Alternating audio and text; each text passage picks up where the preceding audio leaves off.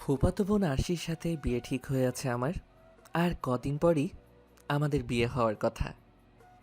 এর মাঝে একটা অপরিচিত মেয়ে বাসায় এসে দাবি করছে সে নাকি আমার বিয়ে করা স্ত্রী। এই নিয়ে তো এক প্রকার তোলপাড় শুরু হয়ে গেল বাসায়। বিষয়টা অদ্ভুত না?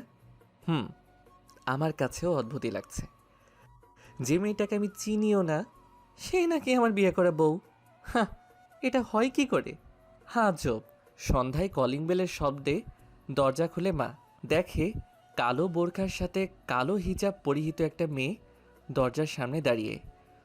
চোখ আর হাতের তালুর অংশ দেখেই বোঝা যাচ্ছে মেয়েটা যথেষ্ট সুন্দরী।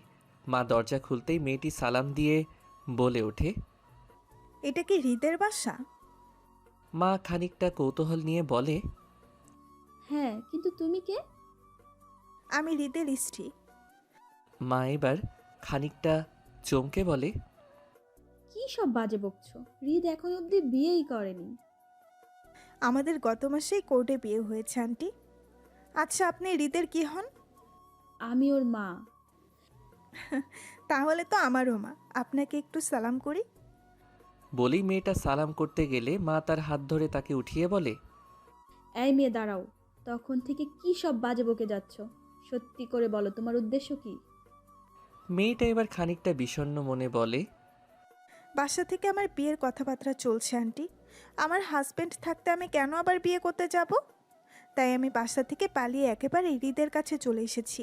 আপনি কি আপনার অসহায় পুত্রবধূকে বরণ করে নেবেন না আম্মু?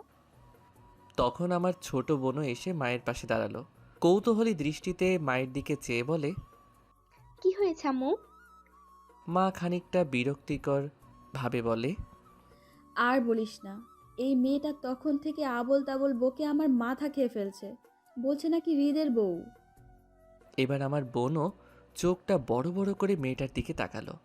খানিকটা রাগী ভাব নিয়ে বলে, এই মেয়ে, নাম কি তোমার? আর বাসা কোথায়? জি, আমার নাম মাইশা। আর এই মুহূর্ত থেকে এটাই আমার স্বামীর বাসা। এটাই আমার পরিচয়।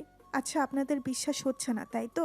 হৃদকে ডাকুন, তাহলেই সব পানির মতো পরিষ্কার হয়ে যাবে। পাশ থেকে মা বলে, হৃদ এখন বাসায় নেই। তাহলে আমি ভেতরে গিয়ে বসি আন্টি। হৃদ আসা অবধি অপেক্ষা করি। ভদ্রতা স্বরূপ মাইশাকে ভেতরে নিয়ে গেল মা। কিছুক্ষণ পরই হৃদ বাসায় ফিরবে, আর তখনই এর একটা ফয়সালা হবে।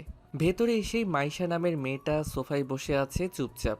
ছোট বোন মাথায় হাত দিয়ে মায়ের পাশে হাঁটতে হাঁটতে বলে, এটা যদি সত্যি হয় তাহলে আব্বু আসলে নির্ঘাত বাসায় আজ কিয়ামত হয়ে যাবে। মা অস্থিরতা নিয়ে বলে, আমি আর ভাবতে পারছি না, এক্ষণ হৃদকে ফোন দে। ফোনের স্ক্রিনে মায়ের নাম্বার দেখে রিসিভ করলাম আমি। ওপাশ থেকে মা অগ্নিঝরা গলায় বলে, কোথায় আছিস তুই? আমি রোগীদের নিয়ে ব্যস্ততার মাঝে বললাম, এতক্ষণে আমি কোথায় থাকি? অবশ্যই হসপিটালে। কেন, কি হয়েছে আম্মু? 10 মিনিটের ভেতর বাসায় দেখতে চাই তোকে। কেন আম্মু, কোনো সমস্যা? মা রেগে বলে, হারামজাদা, জুতা পেটা খেতে না চাইলে কোনো প্রশ্ন করবি না। এক্ষণ বাসায় আসবি তুই। ফোন কেটে দিল মা। আমি অবাকের চরম সীমানায় পৌঁছে গেলাম। কি হলো? মা তো কখনো আমার সাথে এভাবে কথা বলে না। আজ হঠাৎ কি হলো মায়ের? কিছুক্ষণ পর বাবাও বাসায় ফিরল। সবাই একসাথে বসে আছে সোফায়। আমি বাসায় ফিরতেই বাবা গম্ভীর গলায় বলে, মেয়েটা কি সত্যি বলছে? আমি কিছু না বুঝে আহাম্মকের মতো বললাম, কি বলছে সে? আর কেই মেয়ে? মেয়েটা ফুপিয়ে ফুপিয়ে কাঁদছে। বাবা আমার সামনে এগিয়ে এসে বলে, কবে বিয়ে করেছিস তোরা? পাশ থেকে মেয়েটা কাঁদতে কাঁদতে বলে, গত মাসে, মানে সেপ্টেম্বরের 20 তারিখে আঙ্কেল। আমি অবাক হয়ে বাবাকে কিছু বলতে যাব, তার আগেই বাবা সজোরে আমার গালে চর বসিয়ে দিয়ে বলে, এই শিক্ষা দিয়ে বড় করেছি তোকে। অবাক ভঙ্গিতে গালে হাত দিয়ে সবার দিকে এক পলক চোখ বুলিয়ে নিলাম। আমি কিছুই বুঝতে পারছি না কি হচ্ছে। পাশ থেকে মাও কাতর গলায় বলে ওঠে, আল্লাহ গো, এখন আরশির মা বাবাকে কি জবাব দেব আমি? কিভাবে মুখ দেখাবো তাদের সামনে? আরশির সাথে বিয়ে ঠিক হয়ে আছে অনেক আগে থেকেই। 5 বছর আগে তারা পুরো পরিবার ইন্ডিয়ার মুম্বাইতে চলে গিয়েছিল। তখন আরশির বয়স ছিল 16 বছর। সেই হিসেবে এখন 21-22 বছরের একজন যুবতী সে। কিছুদিন পরই নভেম্বরের শুরুতে তাদের দেশে ফেরার কথা। এরপরই বিয়ে সম্পন্ন হওয়ার কথা ছিল আমাদের। আর এখনই এমন একটা কাণ্ড। বাবা আবারও রেগে বলে ওঠে, তুই জানতি আরশির সাথে বিয়ে ঠিক হয়ে আছে তোর। তাছাড়া আরশিকে তুই নিজেই পছন্দ করে বলেছিলি পারিবারিকভাবে বিয়ে ঠিক করে রাখতে, যেন অন্য কোথাও বিয়ে না দিয়ে দেয়।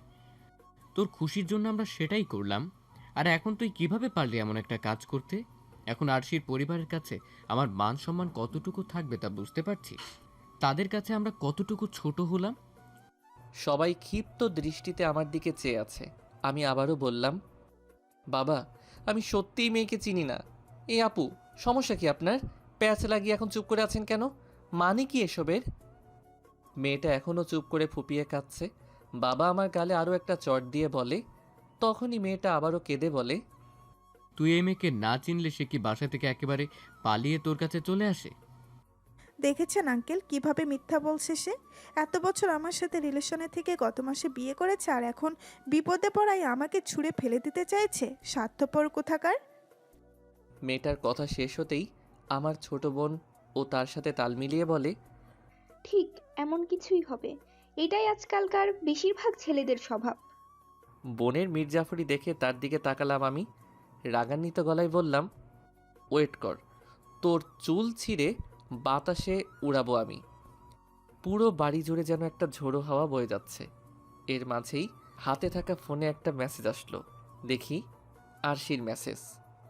আমাকে এভাবে ঠকাতে পারলেন আপনি? এবার চোখ মুখ বন্ধ করে নিজের রাগ নিয়ন্ত্রণ করছি আমি। তার মানে এই মিথ্যে অপবাদটা আরশি অবধি পৌঁছে গেছে? না, আর কিছু মাথায় আসছে না আমার।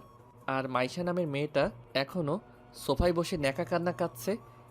এদিকে বাবা মা দুজনই কথা শোনাচ্ছে আমায়। এবার রাগ নিয়ন্ত্রণ করতে না পেরে বাবার মুখের উপরই চুপ করো বলে একটা ঝাড়ি মেরে বসলাম। পুরোটা বাড়ি নিস্তব্ধতায় ছেয়ে গেল মুহূর্তে। আমি আবারও ঝাড়ি মেরে চিৎকার করে বলে উঠলাম, কেন তোমরা এই মেয়ের কথায় এত লাফাচ্ছ? যদি সত্যি এমন কিছু ঘটে তাহলে তাকে প্রমাণ দেখাতে বলো। চিৎকার করায় বাবা আমার দিকে অগ্নিমূর্তি ধারণ করে পা থেকে জুতা খুলে হাতে নিল। তেরে আসার ভঙ্গিতে বলে, হারামজাদা, তোর সাহস কত আমার সাথে গলা উঁচিয়ে কথা বলছিস? এই শিক্ষা দিয়ে বড় করেছি তোকে। বলেই আমার দিকে এগিয়ে আসতেই মেয়েটা আমাদের দুজনের মাঝখানে এসে বাবাকে বাধা দিয়ে বলে, আঙ্কেল থামুন প্লিজ, আমার স্বামীকে আর মারবেন না। বাবা মেয়েটার দিকে চেয়ে বলে, এই মেয়ে, আমাদের বাবা ছেলের মাঝে তুমি আসবে না। বাইরের মেয়ে বাইরের মেয়ের মতোই থাকো। আমি কখনো এই বিয়ে মেনে নিব না। এবার মেয়েটা নিজের হিজাব খুলে নিজের চেহারা প্রকাশ করে বলে, সত্যি কি আমি বাহিরের মেয়ে মামা? এক মুহূর্তের জন্য স্তব্ধ হয়ে গেল সবাই। কারণ মেয়েটার কেউ না, আরশি নিজেই। সবাইকে নীরব দেখে আরশি হেসে বলে, কেমন ছিল সারপ্রাইজটা? আরশি উত্তরের আশায় সবার দিকে চেয়ে থাকলেও কেউ কিছুই বলছে না। মা কপালে হাত দিয়ে ধপাস করে সোফায় বসে গেল। বাবাও হাঁ করে দাঁড়িয়ে আছে। এর মাঝেই কলিং বেল বাজতেই ছোট বোন গিয়ে দরজা খুলে দিতেই দেখে ফুপা ফুপিও বাইরে দাঁড়িয়ে মুখ চেপে হাসছে। সাথে আরশির ছোট ভাইও ফোন হাতে তাদের সাথে ঢুকলো। তার মানে একটু আগে আসা আরশির মেসেজটা এই ফাজিলই পাঠিয়েছিল। মুহূর্তেই বাসার পরিস্থিতি স্বাভাবিক হলেও আমার বুকটা এখনও ধুকপুক করছে। আরশি মিটিমিটি হাসি মুখে ফুটিয়ে আমার হাতটা ধরে হাঁটা ধরল সিঁড়ির দিকে। আমার রুমে এসে আমার হাত ছেড়ে সামনে এসে দাঁড়ালো সে। একটা মিষ্টি হাসি দিয়ে বলে, আজ আপনার বার্থডে তাই না? কেমন ছিল সারপ্রাইজটা? আমি একটা তপ্ত শ্বাস ছেড়ে বললাম, আমার কোনো শত্রু যেন কখনো এমন সারপ্রাইজ না পায়। হেসে ফেলল আরশি। আমার লাল হয়ে থাকা গালে হাত রেখে বলে, ইস, আমার জামাইটার খুব লেগেছে তাই না? রাগে আমি বিরক্তি প্রকাশ করে হাত সরিয়ে দিলাম তার। সে হাসি চেপে রেখে বলে, রাগ করেছেন? কিছু বললাম না আমি। সরে যেতে চাইলে আরশি সামনে পড়ে আমায় থামিয়ে বলে, আচ্ছা বুঝছি, রেগে আছেন। আচ্ছা সরি। যেখানে আরশির ছবি দেখলেই আমার সব ক্লান্তি দূর হয়ে যেত, সেখানে কেন জানি এখনও রাগ কমছে না আজ। নিশ্চুপ থাকলে আরশি পুনরায় বলে, আচ্ছা ওয়েট। বলেই আমার খুব কাছে এসে দাঁড়ালো সে। এক হাত দিয়ে আমার চোখ ঢেকে নিয়ে পায়ের পাতা উঁচু করে আঙুলের উপর ভর করে দাঁড়ালো। আমার লাল হয়ে থাকা গালে কয়েক সেকেন্ডের জন্য নিজের ঠোঁট ছুঁয়ে অতপর বলে, এটা আপনার বার্থডে গিফট। এবার রাগ কমেছে? আর পারলাম না, খানিকটা মৃদু হেসে বসলাম। আরশি তা লক্ষ্য করতে আমি হালকা করে মাথা নাড়িয়ে বুকে জড়িয়ে নিলাম তাকে। কপালে আলতো করে ভালোবাসার পরশ এঁকে দিলাম। এই মেয়ে ছোটবেলায় জ্বালিয়ে মারতো আমায়, বড় হওয়ার পরও স্বভাব বদলায়নি। এখন আমার বাকি জীবনটা তেজপাতা না বানালেই হয়। দিন শেষে এই ফাজিলটাকেই তো আমি বড্ড বেশি ভালোবাসি।